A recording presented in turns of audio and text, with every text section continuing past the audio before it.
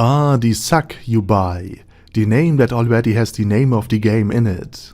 Jokes aside, today we are going to take a closer look at the Succubus, the legendary semen demons, and ask how they might work realistically. And right off the bat, these beings are either portrayed as demons or as biological creatures, and in this first case, we need a different explanation for why they even exist. Since the world would have not only these succubi in them, but also other creatures, like orcs, humans, goblins, dwarves, elves, and other humanoids, that they had to share a world with, that they evolved in parallel with. But when they are not portrayed as being simply demons, as being shaped by some deity of their world, or if they are something other like a magical spell or a curse or anything in this line of thought, then we also need to know why a succubus behaves like a succubus, and why behaving like a succubus is advantageous for one's self-preservation and the survival and procreation of one's own kind. And there could be many different options to how to make them work, but sadly most people don't really bother with explaining how they would work, and where they're even hailing from, and why they are succubi in the first place. But the anime series and the novel series Mushoku Tensei does a very decent job at this. And spoiler alert for the upcoming season of Mushoku Tensei, succubi drive men wild with hormones and pheromones and thus make them easy prey, in addition to them preying on their female teammates. The entire culture of the Bagarid continent had been influenced by this very danger, to the point that detoxification magic, or just women of a mercenary or adventurer party, handling the hormone intoxication of the man, while slaying the beasts, have evolved. And the succubi were also sent to the continent by Laplace in order to cause chaos there, Laplace being the demon lord at the time. As for the succubi, let's just say that if all of the blood of the man is rushed to his gigantic, or depending on the man, tiny weak spot, that would also have been thoroughly exposed by the times that the pheromones would have taken effect, that it makes perfect sense on preying on this very, very distracted and horny individual. So just like venom, sharp teeth, claws, and the electric sensory or even electric shock organs have evolved to make eating others easier, this hormonal attack would have been very, very, very effective at obtaining prey, especially if they are in groups and therefore the group cohesion is shattered by men driven wild by pheromones. I mean, if OnlyFans, or at this point just Twitch, would continue for a few hundreds of thousands of years, who's to say that e-girls would not become our own world succubi?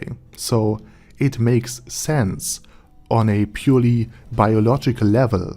Another great reason for why these succubi exist and are predatory in another way is that succubi could be a fantasy world's equivalent of a kaku. They could be simply the original Neto rare birds, and they would secure the survival of their species with this procreation strategy.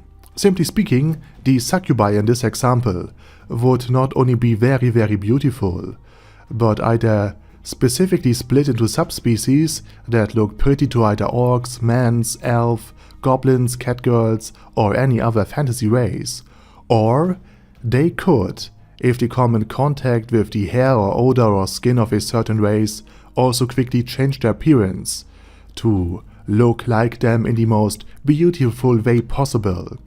So just like a grasshopper can become a locust if their legs are touched too much, these succubis could also change. And if entire harvests were lost in the past, literally because of thick ties, it will also make a lot of sense when a succubus is changing herself into the most beautiful looking female of the target species, and then would be very willing to seek out a male, earn their Succubus name and bear his child. Or so it would seem, because it would not be another human, nor a human hybrid, or anything like that, but a full-blooded, 100% pure succubus. So basically just like some desert lizards lost all of their males and now reproducing themselves by essentially engaging in Yuri, yeah, let's call it that, until they basically become pregnant from their self and essentially cloning themselves. The succubus could simply trigger her biological reproduction without incorporating any of her partner's DNA into her own offspring. It would simply trigger the, how do I put it, the reproductive instinct of the succubus, the true reproductive instincts, not just their prey instinct, in order for simply to clone herself.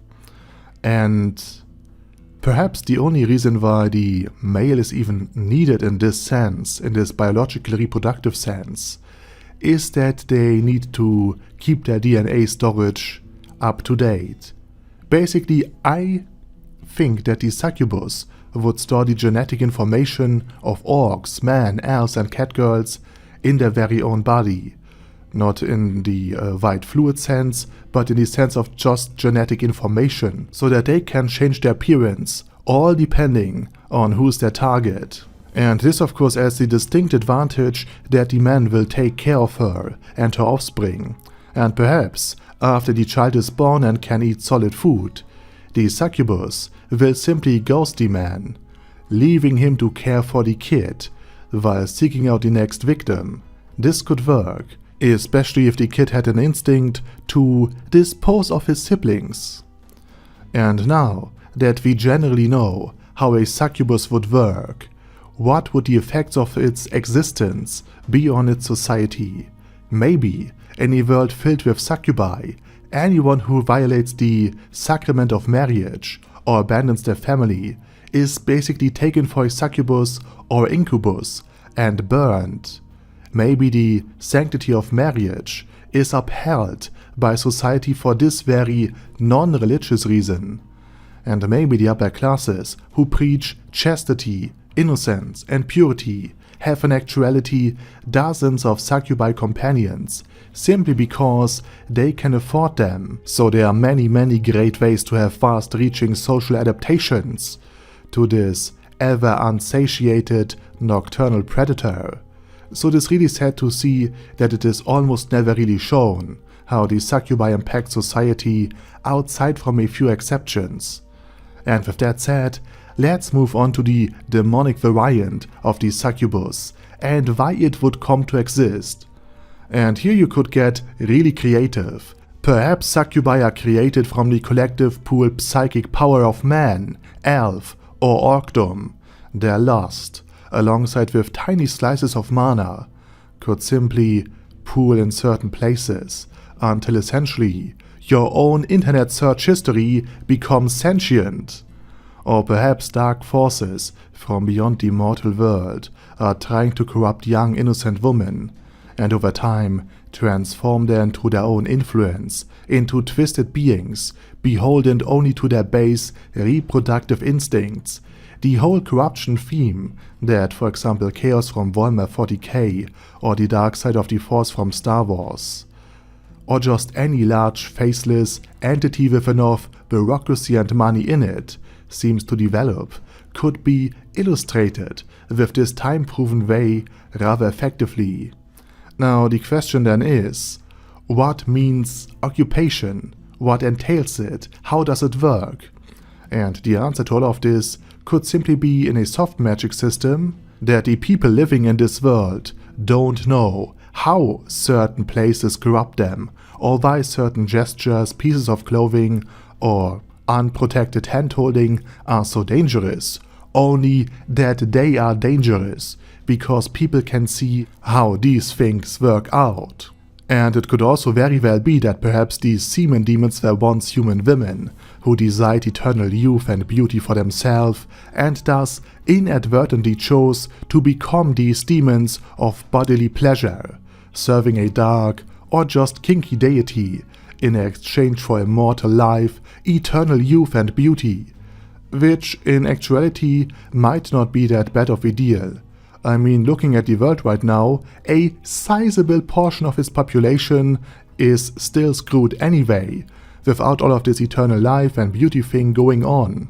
And if you're perhaps a peasant's daughter after a bad harvest, if you had been perhaps deformed and twisted, or if you're just losing your youth and resenting that you are becoming old, this cursed blessing, or blessed curse, would, at least by a certain percentage of the population, be seen as something well and truly worth it. And this last point is something I also want to stress. It's generally all about percentages. Not every emotion, not every girl, needs or wants to become a succubus. 1 out of maybe 1,000 or even 10,000 would likely be more than enough to give the succubus some relevance. And finally, I don't know if this is a biological or magical background, but vampires are, in a sense, just succubi spelled with an S-U-C-K. So perhaps vampires could simply change the kind of fluid that its bitten victim has to drain for her to become a succubus in his service. Who knows? As for what they do for their masters, well, they could be enchanting agents, prompting the cult of depraved demon goddesses, or impure cabals. They could use their unearthly beauty and ability to create a near-perfect vacuum to infiltrate governments, militaries, powerful social institutions, like a temple, a magic academy, or even the royal court. Or important factions on a council or senate of a republic to aid their masters. Or, and this is something that Konosuba has very good been at illustrating, succubi could simply coexist very easily with a fantasy society, because in Konosuba the succubi simply had opened up a cafe that not only offered milk to its hot beverages, but also was more than ready to drain it. To be a bit more precise, the succubi would visit the dreams of their Johns, and essentially give them an incredible lucid dream, a dream in which everything goes. Meanwhile, the demons would drain the life force of their customers, which sounds bad at the first glance, but they would make sure to only take a tiny amount of their John's life force. And since even the most honest kind of labor shortens one's own lifespan by 8 hours anyway, the adventurers, as in the male adventurers, have largely decided to keep the shop a secret and enjoy its services.